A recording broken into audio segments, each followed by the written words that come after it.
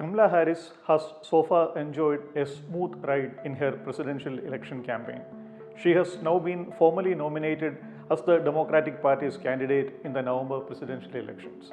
And on August 6th, she chose Minnesota Governor Tim Walz as her running mate, a move which has enthused the party's liberal base and its core supporters of the party. Her campaign, meanwhile, announced that it raised $310 million in July, while Trump could manage only $139 million. And the recent opinion polls give her an edge. Harris now leads in 6 opinion polls, while Trump leads in 4. Harris certainly has her strengths: her relative youthfulness, her record as a prosecutor, her appeal among Afro-Americans and women, and her progressive ethos, especially on the politically sensitive issue of abortion. But at the same time, she also has a few weaknesses as a candidate, and a general election presents its own unique set of challenges, especially when it is against Donald Trump. The biggest problem for Harris, perhaps, is that she faces the double-edged dynamics of being a black and an Indian woman. Throughout her career, she has endured unfair expectations and undue criticisms because of her race and gender. And Trump has certainly taken note.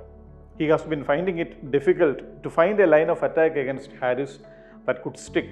But now, a new line of attack seems to be developing, the one that challenges the very identity of Harris.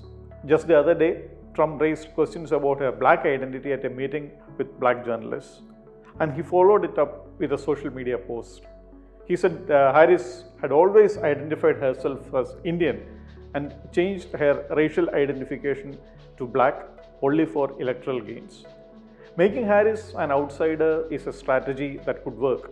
So there is this deliberate mispronunciation of her first name, Kamala, which is a common name in India, and there is this mocking of the way she laughs.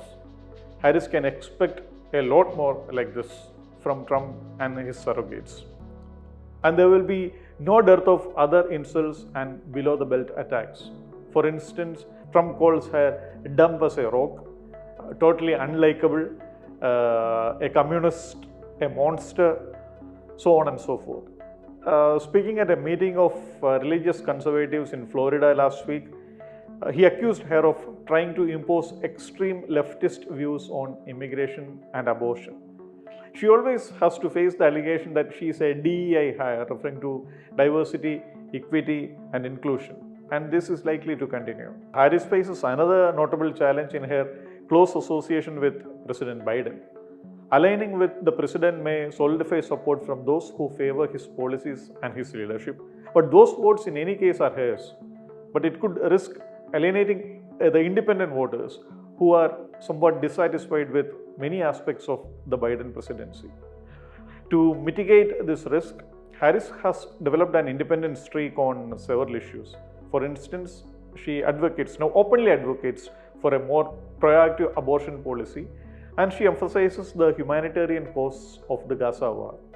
When Israeli Prime Minister Benjamin Netanyahu addressed a joint session of the US Congress recently, she chose to skip it, although as Vice President she heads the Senate.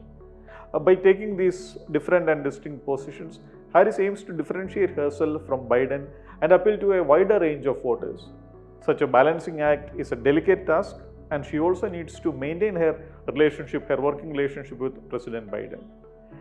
A third problem for Harris is that Republicans will characterize her as a candidate selected by the Democratic Party elites without the legitimacy of a competitive primary.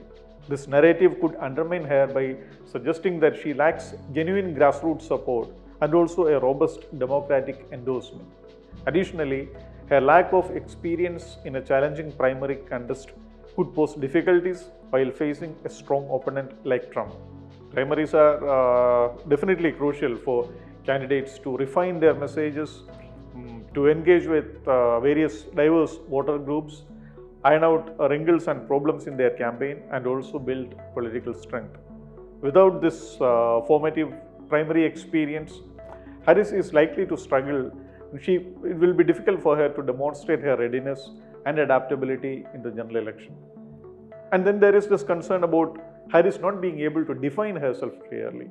And if she fails to do that quickly, Trump will do it for her, damaging her beyond repair. Although Harris has been a public figure for 2 decades, she has struggled to clearly articulate her political philosophy and explain what she really stands for. As a prosecutor in California, she was known for her moderate, smart on crime approach. However, when she entered the 2020 presidential race, she found that her profile did not match with or align with the Democratic Party's evolving preferences back then, and she tried to reinvent herself. So she initially adopted a personal narrative similar to Obama's, highlighting her Jamaican and Indian heritage and presenting herself as a product of American multiculturalism.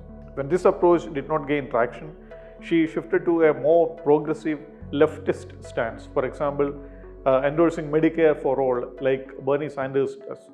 When that did not work, she proposed a plan that preserved private insurance. So these frequent shifts in her positions damaged her credibility beyond repair, and it contributed to her decision to withdraw from the primary race in 2020.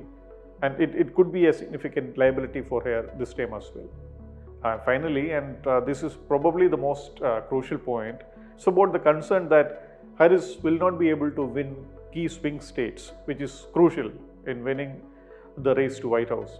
There is uncertainty among Democrats about whether she can secure the support of non-college educated white working class voters who played such a crucial role in Biden's 2020 victory. In the pivotal blue wall states of Pennsylvania, Wisconsin, and Michigan, her liberal positions, both real and perceived, could be a liability.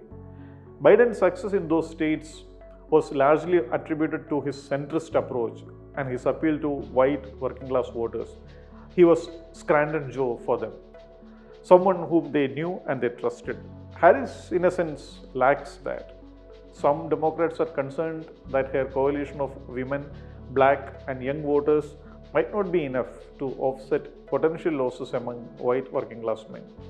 So, in conclusion, Harris's electoral successes have all occurred in liberal California, where her main challenge was appealing to Democratic elites and progressive voters, rather than the center-right independents who are crucial in the blue wall states.